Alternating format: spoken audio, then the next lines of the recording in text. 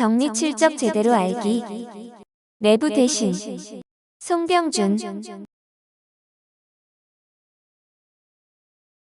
송병준은 1857년 10월 7일에 태어났는데 일설에 의하면 은진 송씨 서울 후손이여 송문수의 서자라고 하나 그것을 증명할 족보 등의 문서가 실존하지 않는다고 합니다. 당시엔 송씨 도용이 흔한 일이었기 때문인데 함경남도 장진군 출생으로 어머니 홍씨는 양자로 들어간 민태호의 첩인 기생 홍씨로 알려져 있으며 서출이었고 이후 민영환의 식객 생활을 하게 됩니다.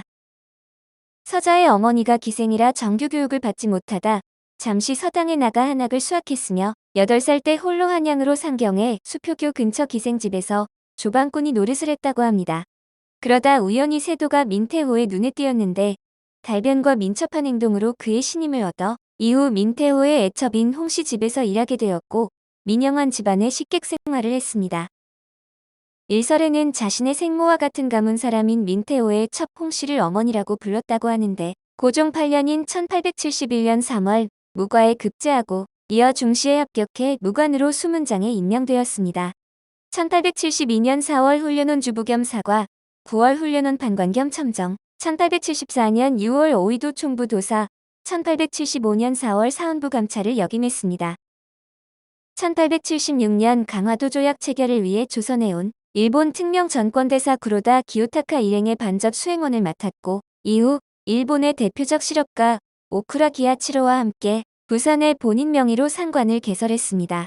그러나 1882년 이모군란으로 가재가 불탔고 1884년 갑신정변 때에도 가옥과 재산을 모두 잃었는데 이후 일본인 주선으로 일본에 건너가 1885년 귀국했습니다.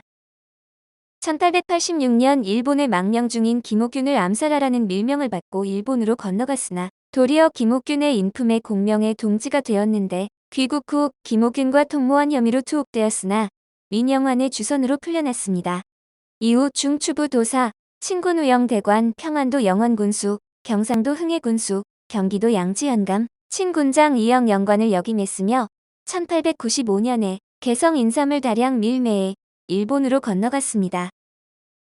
일본에서 노다 헤이지로란 일본 이름을 사용하면서 타이완, 홋카이도 등을 돌아다니며 정치인과 명사를 만나는 한편 야마구 치현 아부군 하기정에서 양잠, 제사, 직물염색 연습소를 창립해 학생들을 가르쳤습니다.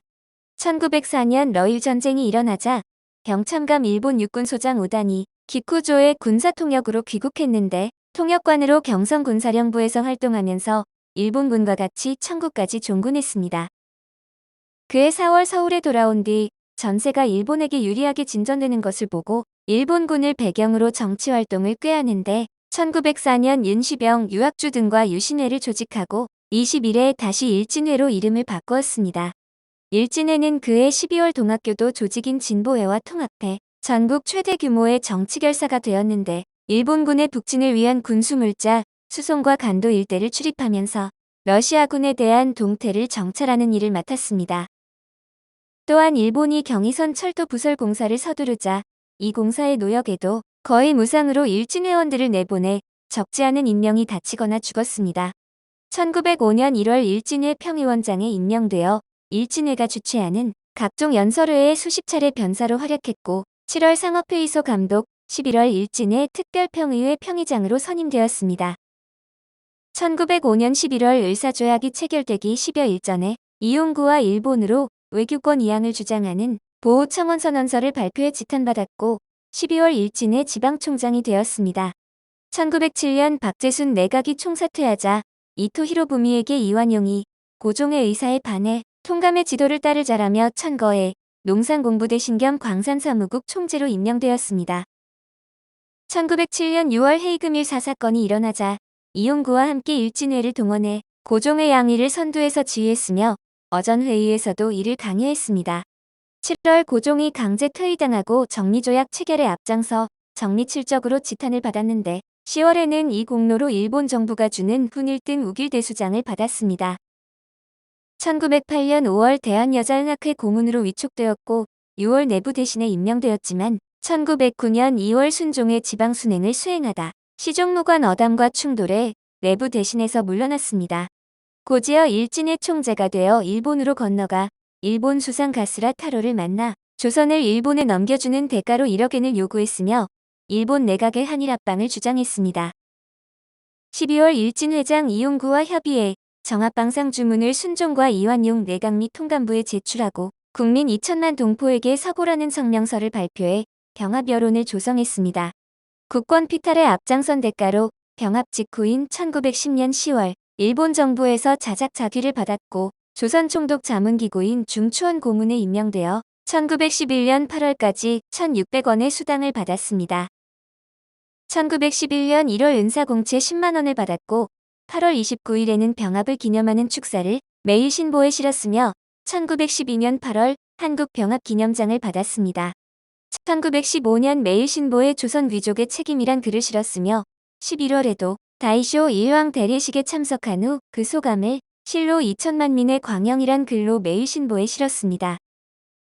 같은 달 척 김씨와 함께 대례기념장을 받았으며 1919년 1월 고종의 국장에서 장해 총무계 및 고문을 맡았고 3.1 운동 후 정무총감이 되기 위해 일본 정계의 운동을 벌였습니다. 일본 수상 하라 다카시에게 식민 통치에 협력한 공로로 홋카이도의 토지를 불화해 달라고 요구한 결과 송병준의 재산 정리 목록에 홋카이도 가와카미군에 당시 시가 5만 6천 엔에 달하는 토지가 있다고 기록되어 있습니다. 1920년 4월 왕세자 이은 결혼에 대한 공로로 금배를 받았고 12월에는 백작으로 특별 승작되었으며 1921년 중추원 친임관 대우 고문에 임명되어 1925년 타계할 때까지 매년 3,000원의 수당을 받았습니다. 1921년 4월 대정친목회가 운영하던 조선일보 판권을 인수하고 사장을 역임하다 1924년 9월 신서구에게 매각했으며 1921년 8월 아들 송종원 등과 함께 조선 소작 인상조회를 발기해 회장을 맡았습니다. 이후 조선건축회 명예회원, 경성교 품회회장, 조선응업은행 발기인, 조선도서인쇄 창립 발기인 조선일보사 대표로 활동했고 고려유업 사장을 지냈습니다. 송병준의 이상과 같은 활동은 일제강점화 반민족행위 진상규명에 관한 특별법에 해당하는 친일반민족행위로 규정되어 친일반민족행위 진상규명 보고서에 관련 행적이 상세하게 체록되었습니다. 일진회의 멤버였던 그는 천도교에서 파문당하고 독자적으로 수만 명의 추종자를 이끌고 시천교를 만들기도 했는데 1925년 2월 1일 경성 자택에서 뇌일혈로 갑자기 사망했습니다. 1925년 2월 1일 친일 실업거두 한상룡이 주최한 연회에 참석한 뒤 갑자기 사망했는데 일설에는 한상룡이 주최한 연회에서 누군가에게 독살되었다는 설도 있습니다. 권력을 앞세운 재산 강탈형이었던 송병준.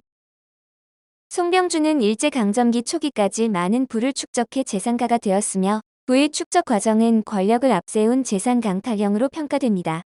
알고 보면 이완용보다 더 악질인 인물인데 최소한의 눈치는 본 이완용과는 달리 단순 무식이라 여기저기 다니면서 양아치 짓을 하고 다녔기 때문입니다. 한국 최초의 친일 합작업자 제1호, 일제강점기 창씨 개명 제1호 등의 수식어가 따라붙었으며 돈을 밝혔으나 의리와 은혜를 몰랐다고 합니다. 민영환이 순절하자 그 재산을 빼앗으려고 민영환의 부인을 협박하다 물의를 일으켰으며 그것을 낭설이라고 보도하면 살해하겠다고 국민신보에 제의했다가 국민신보마저 배신해 국민신보에 이강호가 폭로했습니다. 또한 실업자이자 친구인 김시연이 죽자 재산관리를 맡게 되었는데 재산횡령 혐의로 사후에 소송까지 당했습니다. 순종과 함께 기차를 타고 지방 순시를 하던 도중 술을 먹고 궁녀가 탄 기차 칸에 침입해 그들을 성희롱하다 당시 시종무관이었던 어담과 드자비를 벌인 적이 있다고 합니다.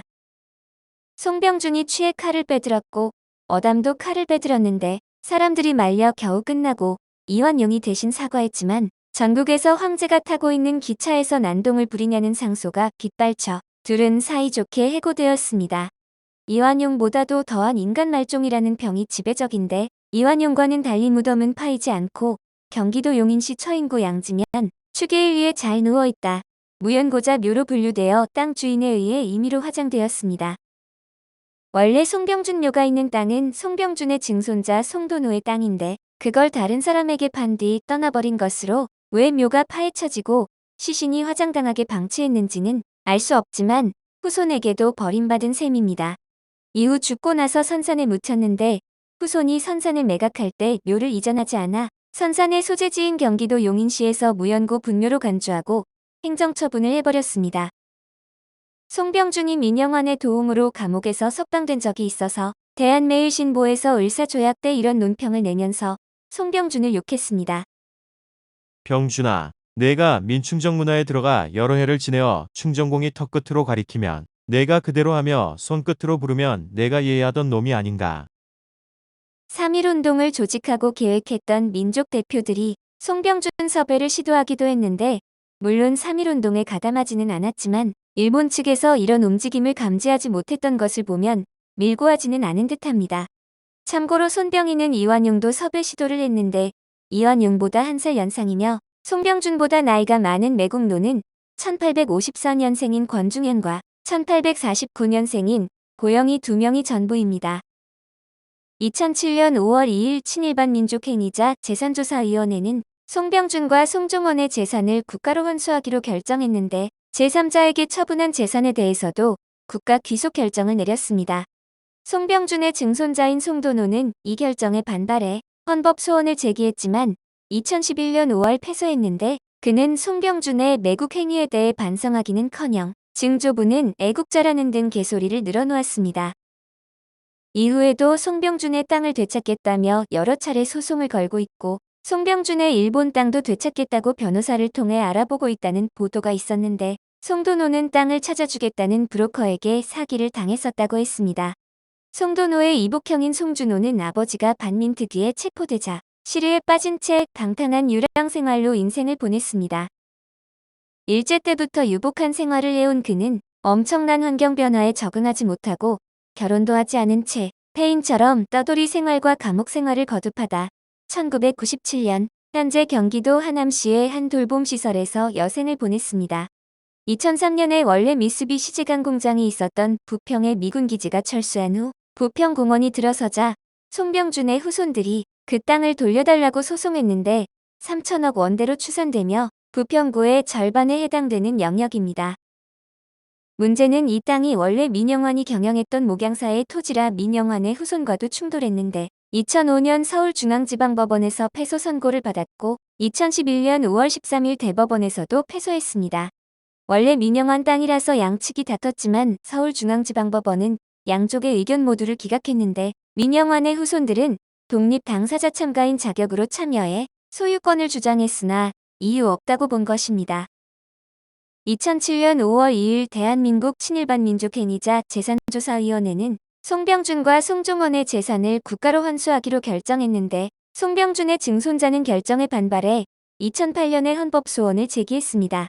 송병준은 초대 한국은행 총재 고용서의 처외할아버지인데 정확히는 고용서의 아내가 송병준의 외손녀이며 비교적 유명해서 영화와 드라마에 자주 등장했습니다. 1959년 영화 고종황제와 의사 안중근에서는 주선태가, 1971년 영화 마지막 황태자 영친왕에서는 문호장이, 1979년 KBS 드라마 대한국인에서는 황범식이 연기를 했습니다. 1984년 KBS 드라마 독립문에서는 한진희가, 1984년 MBC 드라마 조선총독부에서는 한인수가, 1996년 SBS 3.1절 드라마 안중근에서는 김기진이 연기했습니다. 2018년 TVN 드라마 미스터 션샤인에서는 노승진이 연기했고 2019년 MBC 드라마 이몽에서는 이한이가 송병수라는 이름으로 등장하는데 창씨 개명한 이름은 실제 일본 이름인 노다 헤이지로 백작으로 나왔습니다. 오늘 일제 36년은 정리칠적 제대로 알기로 내부 대신 송병준이었습니다.